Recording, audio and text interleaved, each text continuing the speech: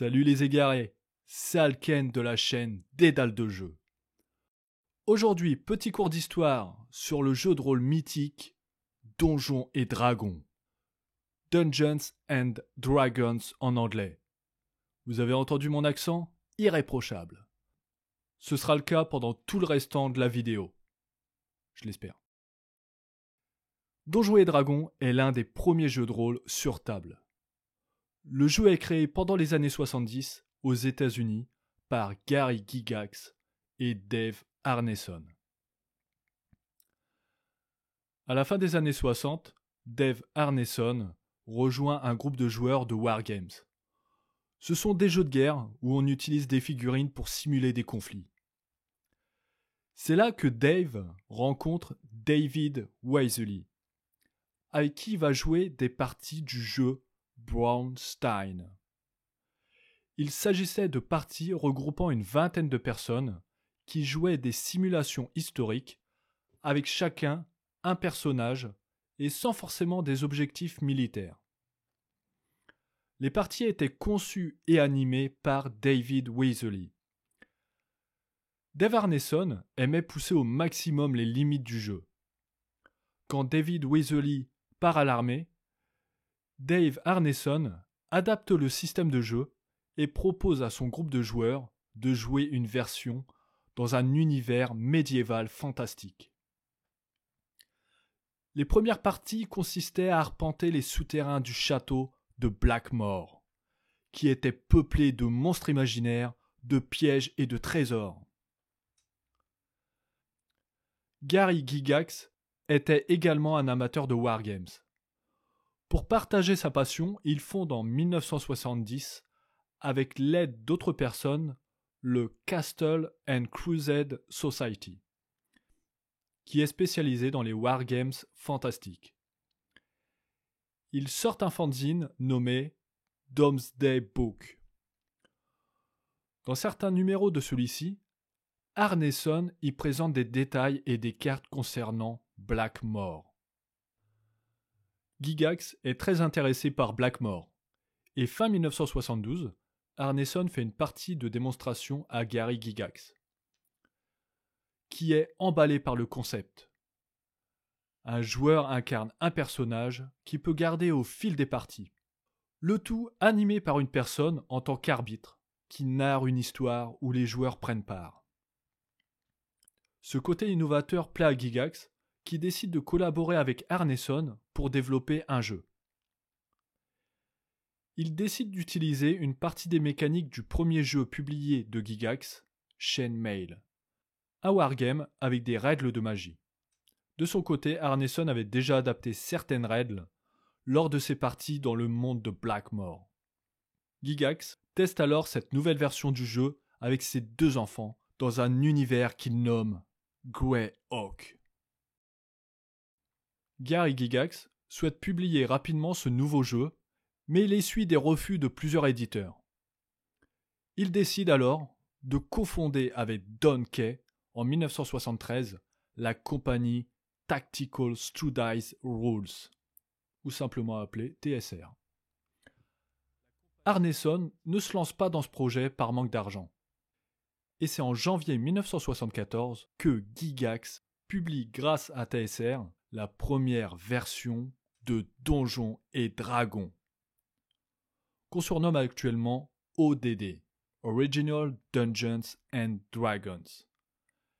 Gygax publie ses notes de campagne du monde de Greyhawk et divers suppléments. D&D grandit en popularité. Gary Gygax écrit également d'autres jeux de rôle et lance le magazine The Strategic Review, qui deviendra par la suite The Dragon. Dave Arneson rejoint officiellement la compagnie TSR début 1976, mais la quitte à la fin de la même année pour devenir concepteur de jeux indépendant. En 1977, TSR divise le jeu en deux gammes distinctes. D'un côté est publiée la boîte Basic Dungeons and Dragons, une présentation claire des règles essentielles à destination du grand public. De l'autre côté est publié dès 1978 Advanced Dungeons and Dragons, qui rassemble l'ensemble des règles, variantes, options et corrections, qui est, elle, plus destinée aux habitués. Depuis 1974, TSR paye des droits d'auteur à Arneson sur tous les produits D&D. Cependant, quand la compagnie publie Advanced Dungeons and Dragons, elle déclare que AD&D est un produit significativement différent et qu'il n'y a donc pas de justification de payer des droits d'auteur pour ce dernier. En 1979, Arneson entame une série de poursuites contre Gygax et TSR. En mars 1981, dans un accord confidentiel, ils résolvent les poursuites hors cours en s'entendant sur le fait d'être crédités co-auteurs de D&D sur les produits de la gamme. AD&D introduit de nouvelles classes, de nouvelles règles et des suppléments proposant des univers dont Greyhawk, Dragonlance et Mystara. En 1985, Gygax est démis de ses fonctions de président de la compagnie TSR. En 1986, il quitte TSR en ne conservant que quelques droits sur ses romans se déroulant dans son univers de Greyhawk. Il perd les droits sur toutes les autres créations qu'il a faites au sein de la gamme D&D et AD&D. La seconde édition d'AD&D le mentionne à peine. En 1989, apparaît la seconde édition d'Advanced Dungeons and Dragons. Certaines classes de personnages sont retravaillées, particulièrement pour contrer les accusations qu'ils avaient reçues à propos d'incitation au satanisme. TSR retire des règles la possibilité de jouer un semi-orc, un moine ou un assassin. Les espèces des diables et des démons du bestiaire sont renommés. De nouveaux univers voient le jour, tels que Ravenloft, Darksun. En 1995 sort la version 2.5 qui révise et précise certaines règles de la seconde édition. Malgré le succès de Donjons et Dragons, TSR est au bord de la faillite et est racheté en 1997 par Wizards of the Coast, l'éditeur du jeu de cartes Magic the Gathering. Au fil des ans, les éditions se succédèrent. En 2000 sort la troisième édition, le système est complètement revisité. En 2003 sort la version 3.5 qui révise la troisième édition. 2008 sort la quatrième édition, puis en 2014 sort la cinquième édition. D'ailleurs, une nouvelle version de la cinquième édition a été annoncée il y a peu de temps.